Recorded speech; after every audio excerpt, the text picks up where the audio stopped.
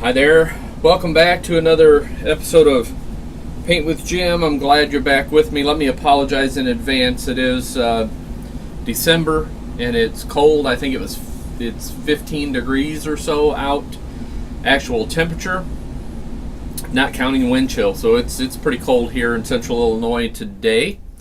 And so you'll probably hear my furnace kicking on and off because we're very close. Where my studio is in our basement is closely located to where the furnace is, so you may hear that noise off and on. And actually, I've just kind of explained to you what I'm going to do. I'm going to kick the actual painting part of this. I'm going to probably just do in time lapse. This is another painting that is going to be gifted to someone for Christmas 2018. So I've just really quickly kind of took a little piece of my soft vine charcoal and it's going to be kind of a starry sky. For those of you that watched the wolf painting where we painted the sky and then splashed in the stars and all of that, it's going to be a very similar type look. I'm going to put some light going up here and then a shooting star, and then there's going to be a saying down here, and it's the saying, the letters, that part of it that I actually want to spend the most time with you on that. But I am going to kick this into time lapse so you can at least see what it is that I'm painting. Just using I've got phthalo blue, a little bit of purple, black, and white. Those are my four colors that I'm going to use. And basically what I'm going to end up with is, this will be kind of my ground area. There will be some kind of fencing with a little gate maybe, and then there's going to be a big tree here and a little boy in a swing here. And then we're going to sprinkle in some stars, like it's just, getting dark outside and all of that. And then the saying, there's a saying that the person I'm doing this painting for really likes, and I'm going to do that. I'm going to put a little shooting star up in the top. So I'm just going to get on with this, kick this into time lapse, and hopefully you enjoy that part of the painting process. And then I'll bring you back because I hate painting letters, and I'll explain all that to you later. But let me just kick this into time lapse and get this painted in, and I will be back with you. It'll be just a few minutes, your time, my time. Who knows how long it'll take me to do this. Hopefully not very long, but we'll see. So I'll be back with you fairly soon.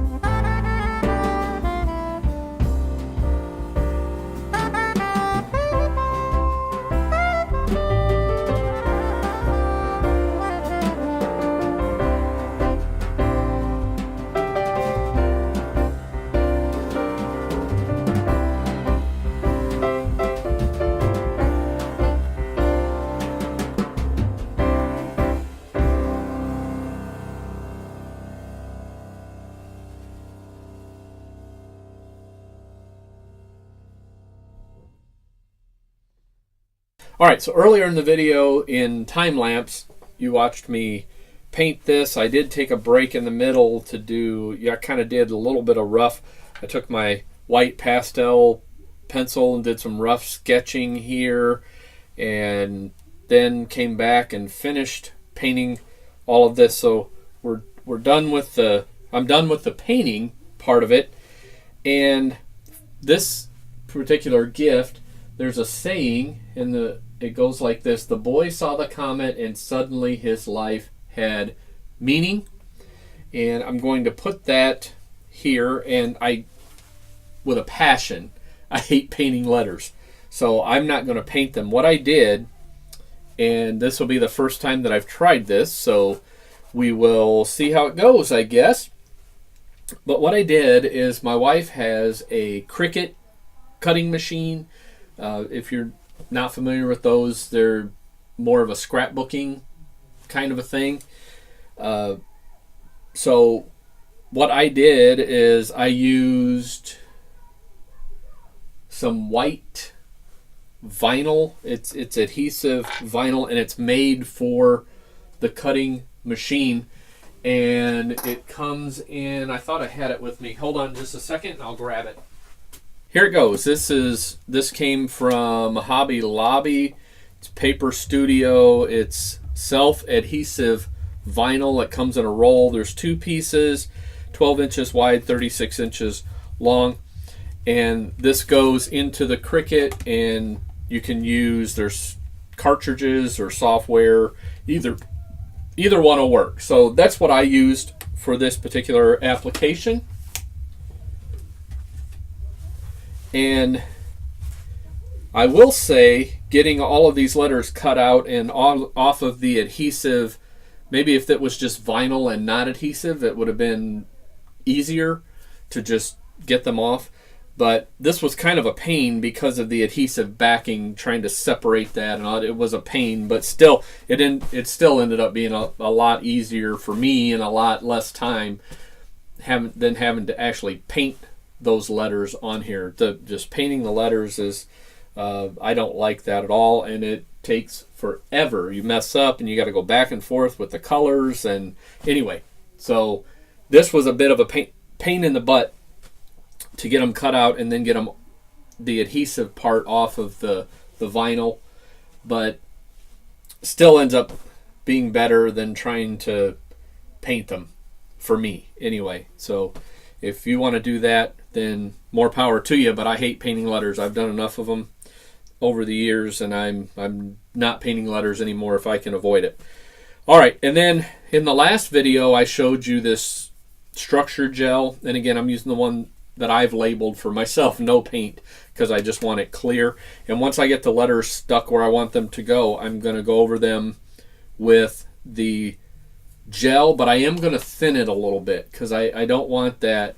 Remember in the last one we wanted the big heavy brush strokes. I don't want that here. I just want a coating that will kind of seal over the top of the letters and keep them from coming off of the canvas. So I'm going to use that over the top. But here's what I've done. I've kind of laid out, it's going to be in 2 rows. Again, the saying, the boy saw the comet, and we put that in, the shooting star or comet, whatever you want to call it. The boy saw the comet and suddenly his life had meaning. So I've got all of those letters kind of stuck around here because they are self-adhesive. And I've drawn myself a line, took my T-square and put the T-square on the canvas and used that. Again, my white pastel pencil, gave myself a reference line, and I will just clean that off once I have the letters where I want them. So again, the first time that I've done this, and these things are fairly kind of delicate and a little bit of a pain to work with, but way better in my opinion than trying to paint them. I just detest painting letters, so I'm going to go with this. I'm looking off to the side here. I've got my laptop set up on the desk back here behind us, and I've laid it out in Photoshop, so I kind of know where I want the letters to be. So the writing is going to start somewhere just to the right of the tree and go down about to where this post is. So I'm going to start, and I've got a pretty decent idea because of my line there where I can go to. And then the second row, I'll use the top to kind of lay everything out. So here we go. I'm just going to start sticking these on here, and we'll see how it goes.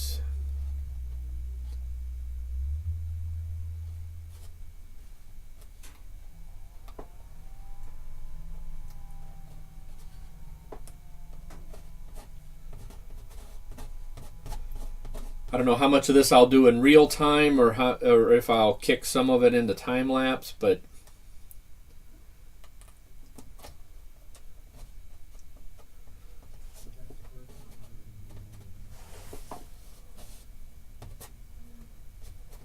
and again, it's art for me, so the line is just a reference, so to sort of kind of keep the letters in a kind of straight. I don't want the saying to kind of veer off too much up or down. So that's what I'm using the line for. I'm not too worried about if in the word, if the letters do a little bit of this. I'm not concerned about that at all. So, if you see me here just sticking these on and kind of going for it, that's exactly what I'm doing. Because, again, it is art for me. I'm not being overly anal about where everything is going to be, the exact spot and all of that. So I will try to keep the space between my words somewhat even and all of that, but if something's a tad bit higher or lower here and there, I'm really not going to worry about it at all. I will say it was a pain cutting them out, but as far as getting them on here, because if it was just vinyl or paper, I'd have to put some sort of either the gel or some sort of adhesive or something on the back. So it was a pain getting them all peeled off. But this is a lot easier putting them on here where they need to go.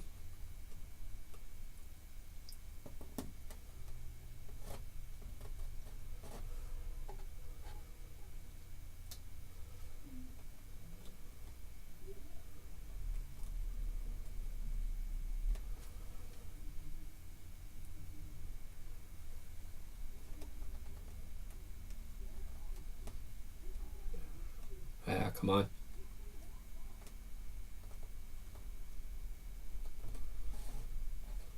There we go. The thinner lines, like here, this Y has a very, very thin line there, and so that's a bit of a pain to work with, but still easier than trying to cut something out that size and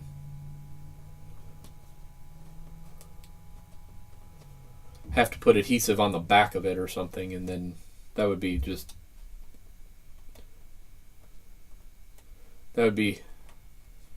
big mess to try to deal with. So I may do this first line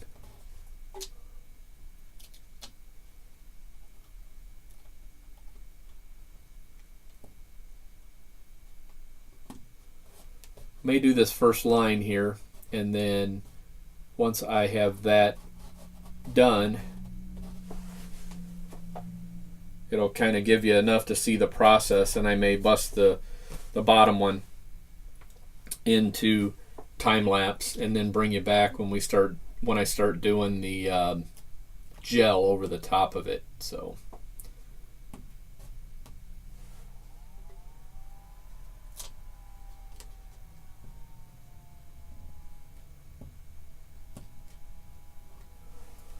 I think I'm running a little bit too uphill for myself. So I think I am going to peel those two letters off and drop them down a little bit. This little thing, this actually is with came with my my wife's Cricut cutter. It's actually a little spatula, they call it. But if you had a palette knife, it would do the same thing. So I'm going to just drop that down a bit, and then do the same with this. Drop it down a little bit as well, because I had it a little bit, got it a little bit high there.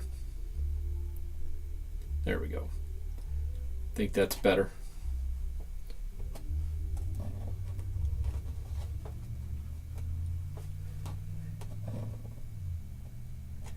Kind of bent the letter there a little bit.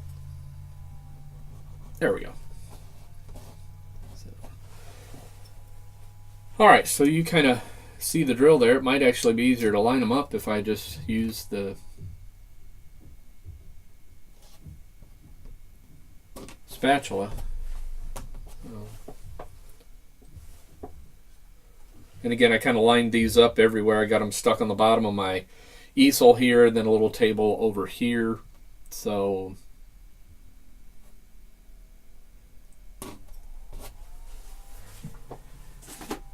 screensaver came on my laptop, so I'm going to reach back here and get that so I can see. I'm making reference to my Photoshop document there. I took a picture of what I finished here and then put the letters on, and so I could kind of lay them out where I wanted them to be.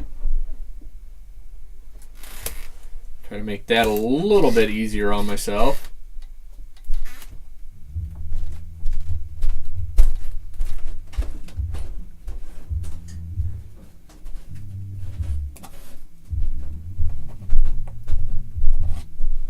And again, these ones that have the thinner lines in them become a little bit difficult to work with because they're a little more delicate. But not too bad. I mean, again, I had never done this before at all. So, I mean, you're kind of watching me. This is my first effort. So once I started using this, it gets a little easier. So you may try that for yourself. See if that helps you at all.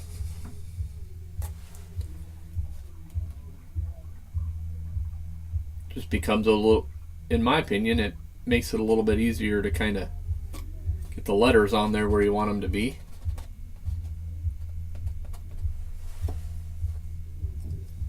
And again, once I get this first line, I think I have the word "and" to do. So let me find an A.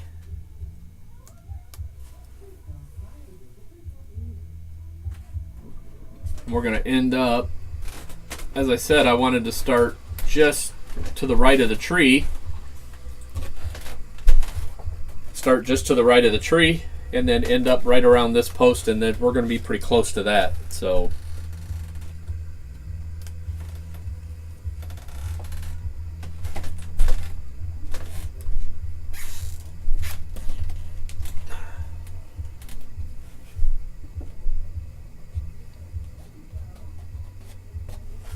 all right, there's that. What do I need now? A D. So let's find a D somewhere.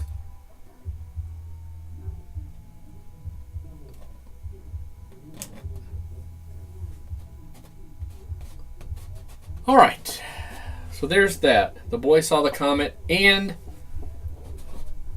the rest of the saying, suddenly his life had meaning. I'm going to do that down here. But what I'm going to do is for the bottom part, you've kind of seen the whole process as far as just sticking the letters on there. And I'm going to bust you into time lapse and get this bottom row done.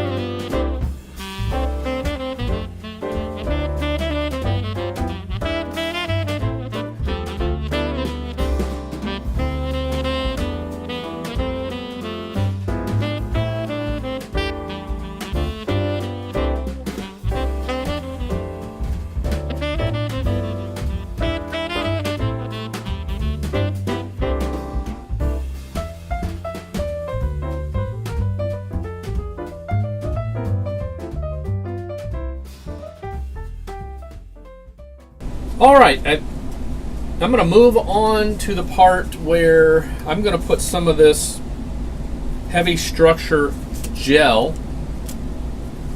And this is a time, let's see, where it would be nice to have some gel that wasn't heavy structure, some thinner gel, but I don't have any. So I think what I'm going to do is just dip some out. Again, this goes on very white, and you'll see that when it goes on here. It goes on very, very white, but once it dries, it is totally clear. Totally clear. I'm just going to use this. This is a 3/4 inch nylon bristle brush, and I'm going to dip some of this out, and I'm just going to mix it with some water. Something stuck in my brush there. Just going to mix it with some water here. And my guess is we'll have to use quite a bit of water to thin it down because it is pretty thick. So I'm using a really good amount of water there to thin it down.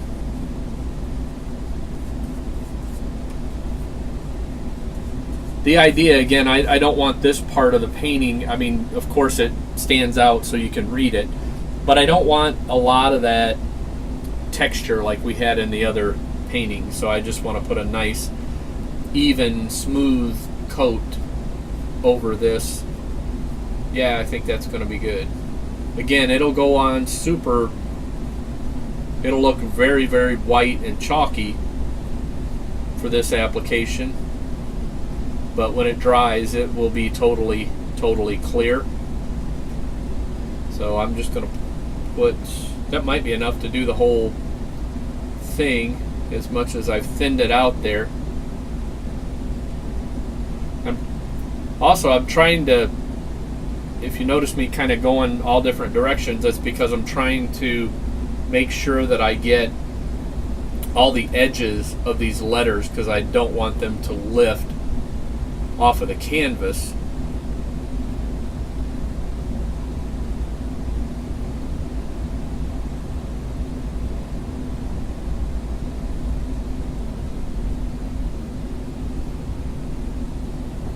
Back in the water a little bit, just as I feel like I need to.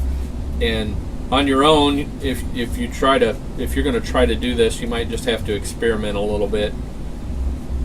You want it more like your regular, the consistency of how your paint would normally be, not the heavy structure, the heavy body that the gel is. That thickness is too much.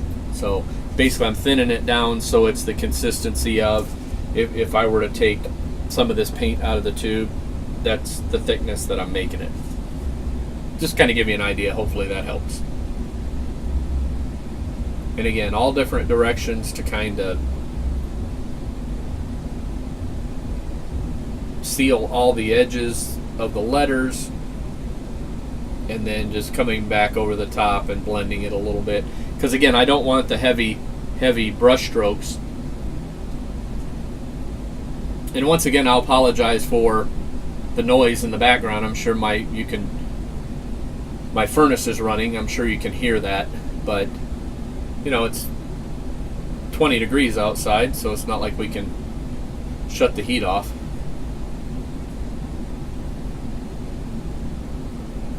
One of these days, if I get to be a rich and famous artist, that's a big, huge joke, by the way, but I can have my own studio area and recording area and all of that. So, but yeah, not looking for that to happen anytime soon. Again, just working my way across here. And I may do the same thing with this as I did with actually putting the letters on, is do the end of this row and then pause you or put you into time lapse or something, so you're not just sitting here watching me do this and listen to me yak because I'm sure that gets nice and boring for you. Again, just kind of all different directions to cover the letters with the gel.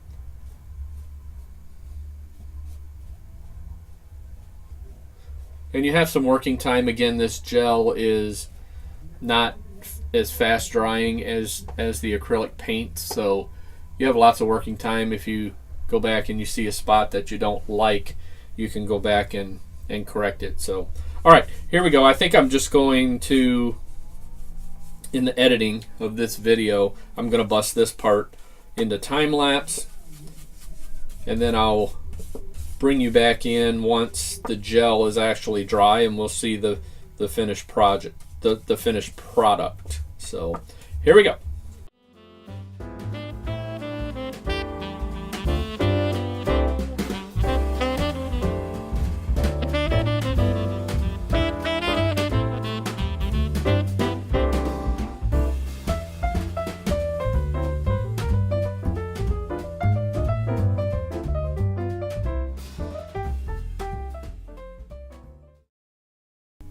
Okay, you saw me in time lapse there.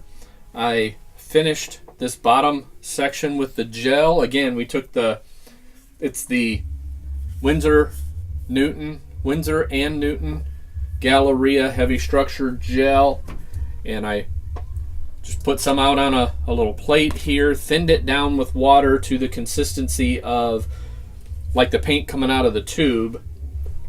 Spread it on here, a thin coat. And in the last video that I made of where I put the picture on the canvas, I talked about hitting it with a blow dryer, and you saw me in time lapse pull out the blow dryer and dry this. It's because I did not put it on thick. I had someone ask me why not use a blow dryer, and with the picture, let me just grab it really quick. Just sitting over here. So this one, we put the structure gel on very thick because we wanted the brush stroke look and all of that. And if I were to try to dry this with a blow dryer, I'd dry the top, but the underneath part wouldn't dry, the thick part. So, and there's a possibility by trying to dry it with a blow dryer, it could be cloudy. I guess I could always test that, but when I'm putting it on thick like this, I just let it dry naturally. And again, it takes an hour and a half, 2 hours, however long it takes. So